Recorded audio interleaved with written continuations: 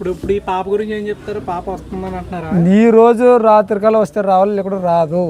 ఈ రోజు ఎందుకంటే 2 అంటే మీ లెక్క 11 వస్తుంది, మాకు 2 లెక్క వస్తుంది.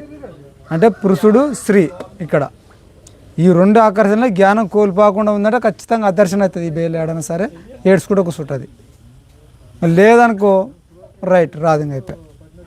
ఇంకా ఇది లాస్ట్ ఫైనల్. ఇది నువ్వు మీడియా అంతగానో పోలీసులలో మొత్తం ఇవాళకి 11 రోజులు అవుతుంది కదండి. 11 రోజులు పాప ఇక్కడ ఉంటే పాపకు ఫుడ్ కానీ ఇవి కానీ 11 రోజులు ఆ దైవశక్తి చూసుకుంటారు అవన్నీ.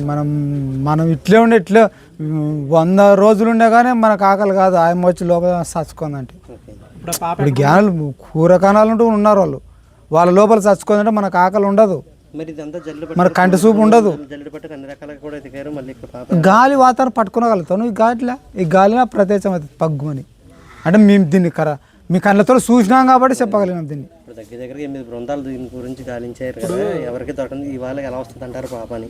అంటే ఎవరైనా కిడ్నాప్ చేసి తీసుకొచ్చి లేదు అట్ట దైవ శక్తి ఉంటే ఆకర్షణ అవుతుంది. ఓకే అండి. ఇది ఏమి ఇక్కడ కిడ్నాప్ చేసినది లేదు, ఎత్తుకపోయినది లేదు. కొంచెం దృష్ట శక్తులు వీళ్ళు అలాంటిది దీనికోసం చేతబడి రాదు. తీసుకెళ్ళిపోతారు పిల్లని అని చెప్పి అట రెండో వ్యక్తి చేతబడి రాదు. ఒక్క వ్యక్తి మళ్ళీ పుట్టను వెనక. ఇప్పుడు ఆడపిల్ల పుట్టింది అనుకో, వాళ్ళ వెనక ఎవరు పుట్టకూడదు.